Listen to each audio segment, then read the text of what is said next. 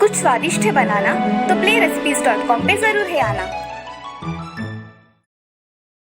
काशी नाम के एक गांव में राजू नाम का एक आदमी होटल में काम किया करता था। वो हर प्रकार के व्यंजन अच्छे से बना लेता था। खास करके वो बिरयानी और बिरयानी के सारे प्रकार बहुत अच्छे से बनाता था। राजू के हाथों में जैसे जादू ही था। सभी लोगों को राजू के हाथ की बनाई बिरयानी बहुत पसंद थी। उस होटल का मालिक चंदन बहुत ही लालची और शातिर था। वो अपनी मीठी मीठी बातों से दूसरों को फंसाता और पैसे ऐंठता था। उसका होटल अब बहुत अच्छी तरह से चलने लगा था। इसकी वजह से चंदन राजू पर बहुत खुश था। ग्राहकों की ज्यादा बिरयानी की मांग देखकर चंदन राजू को ज्यादा बिरयानी बनवाने को बोलता और राजू से बहुत ज्यादा काम करवाता था।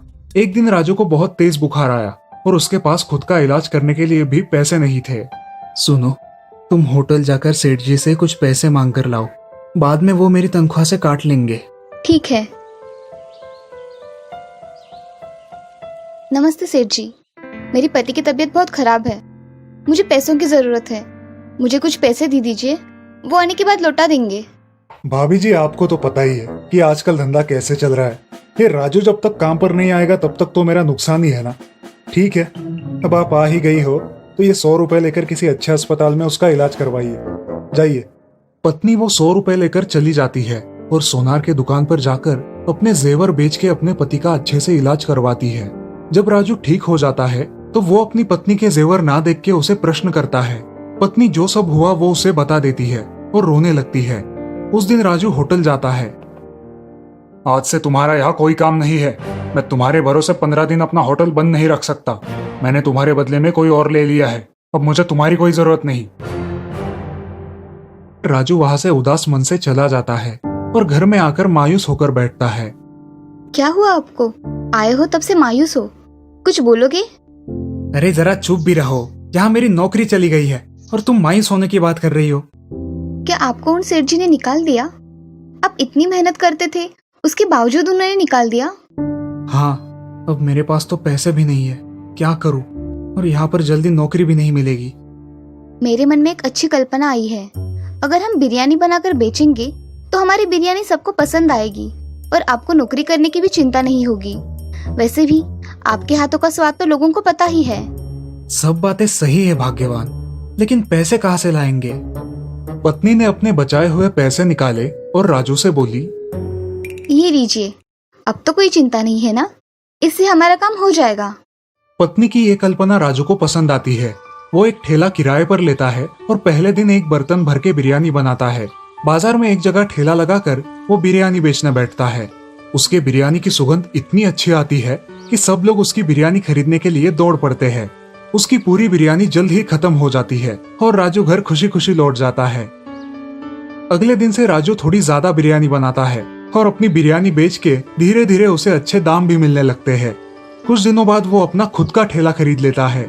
देखते ही देखते राजू का बिजनेस बहुत अच्छी तरह से चलने लगता है। ये बात चंदन को जब पता चलती है तब चंदन उसके ठेले पर आता है। अरे राजू, कैसे हो? मैं सोच रहा हूँ कि तुम्हें अपने होटल में फिर से नौकरी पर रख लूं। क्या विचार है तुम्हारा? धन्यवाद सेठ जी, लेकिन मुझे अब आपके यहाँ काम नहीं करना। मेरा ये छोटा सा ठेला ही मेरे लिए अच्छा है, कम से कम इज्जत तो मिलती है। चंदन को जो समझना था वो समझ गया और वहां से चला गया। जब राजू उसके होटल में काम किया करता था तब उसका होटल बहुत अच्छे से चलता था, लेकिन अब राजू ना होने के कारण उसका होटल पहले जैसे नहीं चल रहा था। अपनी लालच की वजह से उसका बहुत नुकसान हुआ था। इस तरफ अब राजू एक बड़े होटल का मालिक बन गया था। अब उसके पास सब कुछ था और वो गरीब लोगों की मदद भी करने लगा था। राजू अपने गांव में बिरयानी वाला राजू इस नाम से बहुत प्रसिद्ध हो गया। तो दोस्तों, इस कहानी से हमें ये सीख मिलती है कि हमें खुद के स्वार्थ के लिए दूसरों का शोषण नहीं करना चाहिए।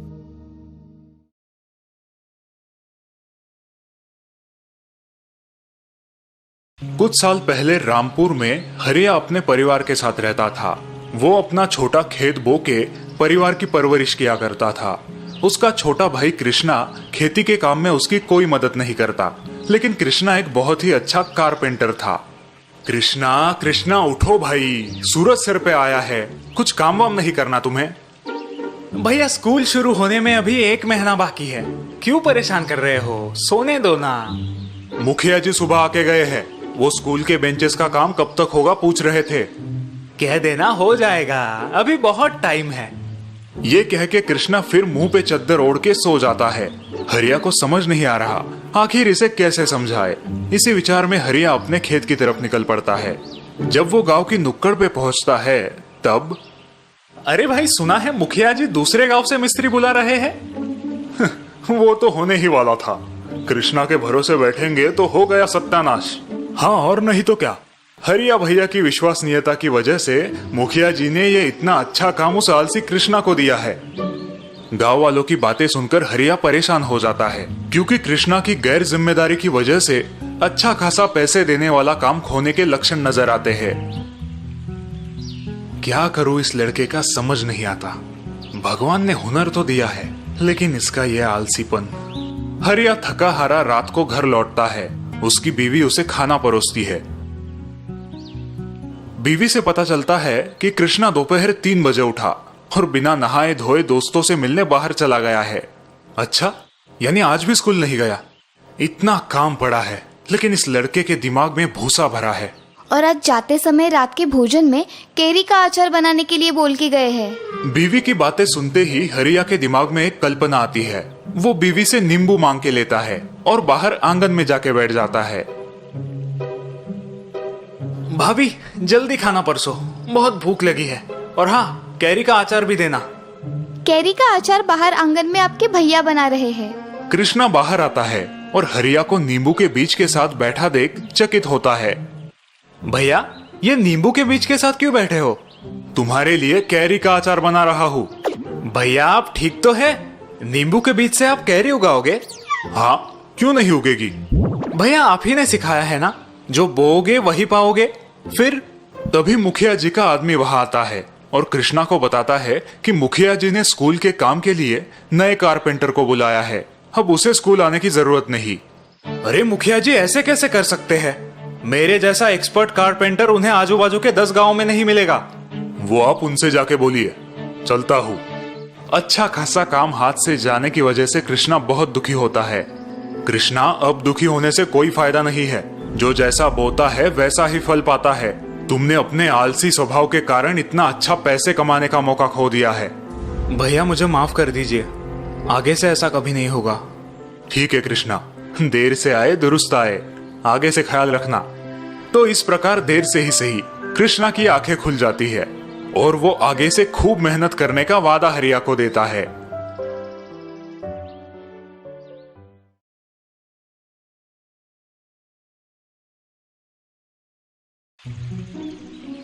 पवन एक मैकेनिक था जिसका गांव में एक गैरेज था।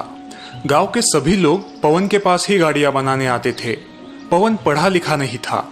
बेटा मनीष, स्कूल जाओ, स्कूल का समय हो गया है। पवन अक्सर अपने बेटे मनीष को स्कूल जाने और पढ़ने लिखने के लिए कहा करता था, लेकिन मनीष पढ़ाई लिखाई में कमजोर था। मनीष, बोलो 4 पंचे कितना? वो मास्टर जी 16।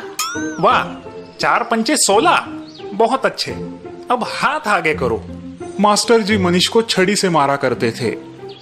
अक्सर मनीष सालाना परीक्षा में फेल हो जाता था और फिर पवन उसे बैठकर समझाता था। बेटा देखो, मैं तो पढ़ नहीं पाया क्योंकि मेरे घर की हालत खराब थी, लेकिन मैं चाहता हूँ कि तुम पढ़ो लिखो, बहुत बड़े आदमी बनो और अपनी खुद की आलीशान गाड़ी में घूमो। पापा, मैं बहुत मेहनत करता हूँ, लेकिन मुझसे नहीं हो पाता। बेटा, और मेहनत करो। साल बीते और मनीष उसी तरह परीक्षा में फेल होता गया। अब पवन ने मनीष से उम्मीद ही छोड़ दी थी कि वो कभी पढ़ पाएगा।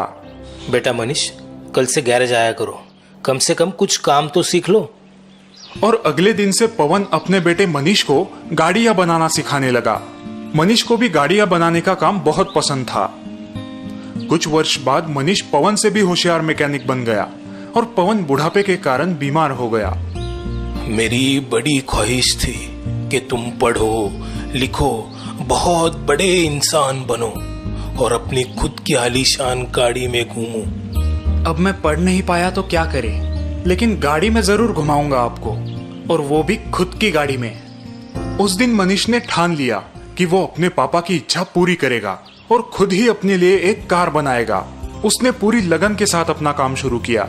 लगभग 2 साल बाद मनीष की मेहनत रंग लाई और उसने खुद के लिए एक शानदार कार बनाई। देखो पापा, मैंने कहा था ना कि मैं आपको अपनी खुद की बनाई हुई कार में घुमाऊंगा। मुझे तुम पर बहुत गर्व है बेटा। चलो, तुम्हारी इस नई कार का उद्घाटन हम देवी माँ के दर्शन से करते हैं। दोनों बाप बेटे अपने लंबे सफर पर निकल पड़े। कई किलोमीटर चलने के बाद पवन के मन में एक ख्याल आया। अरे बेटा मनीष, कार में पर्याप्त डीजल तो है ना? हम काफी दूर आ चुके हैं, डीजल खत्म ना हो जाए। अरे पापा, उसकी कोई जरूरत नहीं। ऐसे कैसे? भला बिना तेल के कोई कार कैसे चलेगी? हाँ पापा, चल सकती है, ये बिल्कुल मुमकिन है।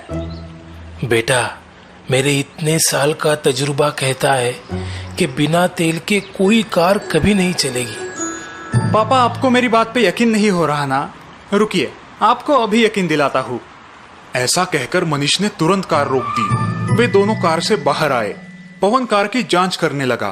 तभी उसने पाया कि कार में ईंधन के लिए कोई टैंक मौजूद ही नहीं है। अरे, ये कैसे संभव है? इस कार में तो तेल की टंकी ही नहीं है।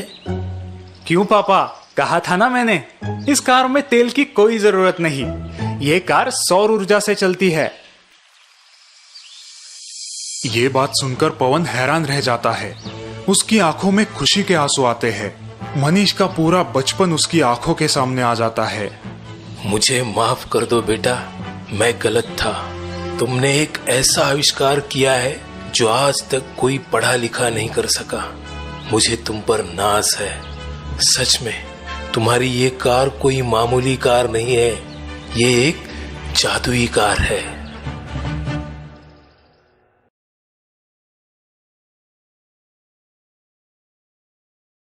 सोमनाथ एक बहुत मेहनती और ईमानदार किसान था। खुद अनपढ़ होने के बावजूद उसने अपने इकलौते बेटे सुरेंद्र को अच्छी शिक्षा दी थी। अब सुरेंद्र आगे की पढ़ाई के लिए गांव से बहुत दूर शहर जा रहा था। पिताजी, अब मैं कम से कम 1 साल गांव नहीं आ पाऊंगा। आप अपना ख्याल रखना।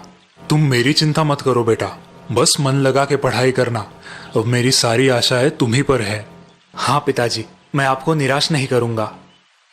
दूसरे दिन सुबह होते ही सुरेंद्र शहर चला जाता है और सोमनाथ अपने खेतों में काम शुरू करता है। कुछ देर बाद गांव के साहूकार का चेला शंकर वहां आ टपकता है। और सोमनाथ भैया कैसे है? भगवान की कृपा है। बस मेरा सुरेंद्र अफसर बन जाए तो मैं आराम ही आराम करूंगा। वो तो आप अभी कर सकते हो। गांव के हीरामल साहूकार कब से आपकी जमीन खरीदना चाहते हैं, वो भी दुगने दाम में।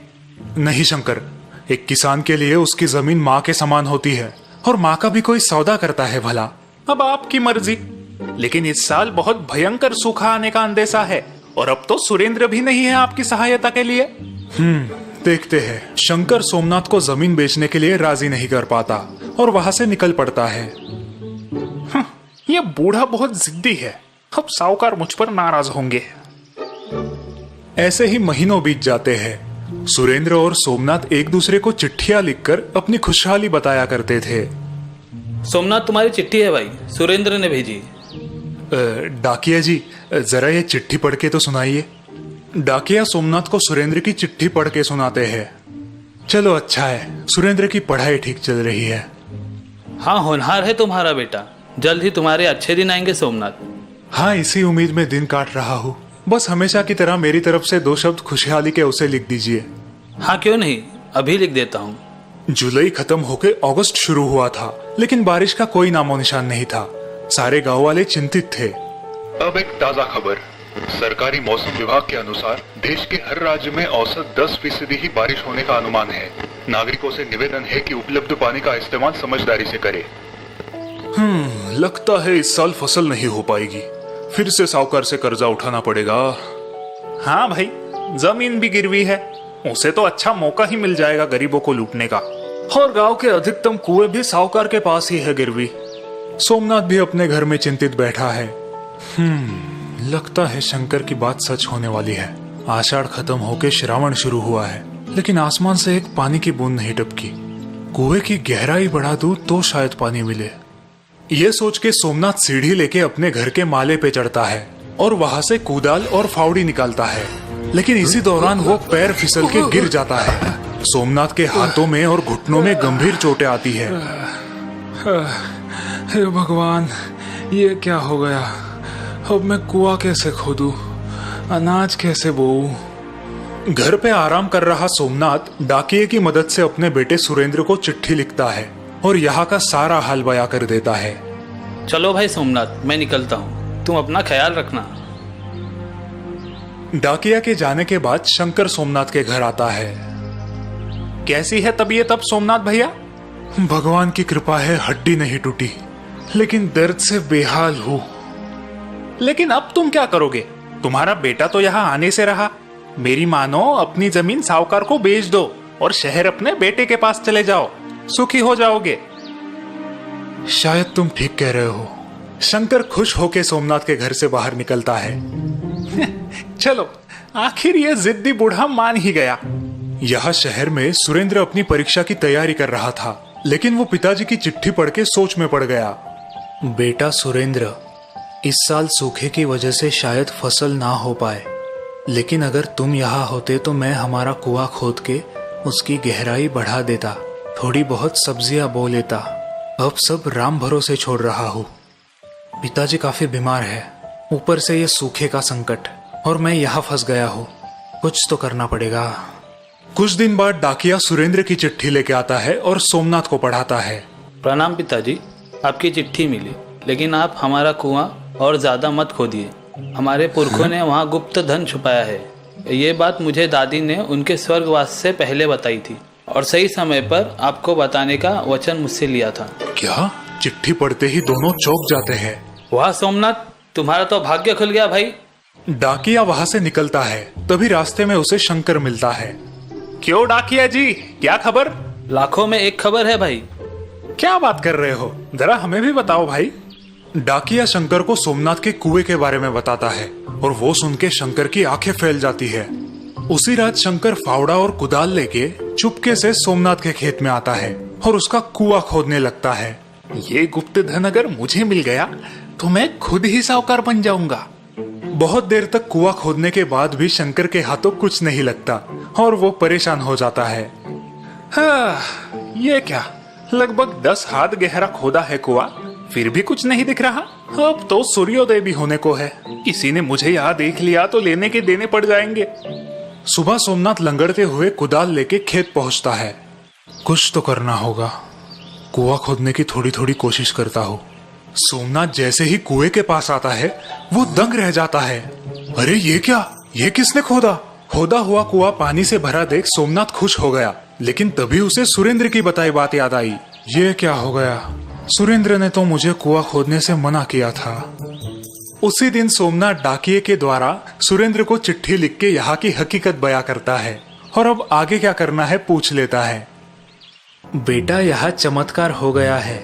तुमने मुझे कुआं खोदने से मना किया था, लेकिन एक रात किसी ने हमारा कुआं काफी गहराई तक खोद दिया और अब कुआं पानी से भर गया है। अब मैं क्या करूं? हाँ, मुझे पता था पिताजी। गांव में एक कान की खबर दूसरे कान तक पहुंचने में देर नहीं लगती। सुरेंद्र तुरंत सोमनाथ को जवाब लिखता है। पिताजी, अब आप मनचाही सब्जियां बोइए। इतनी दूर से मैं आपके लिए बस इतना ही कर सकता था। सुना तुमने तुम्हारे बेटे ने क्या लिखा है? मनचाही सब्जियां बो। वाह भाई वाह, उधर शहर में बैठ के यहाँ बाप के लिए कुआं खुदवाया, वो भी मुफ्त। बेटा हो तो ऐसा,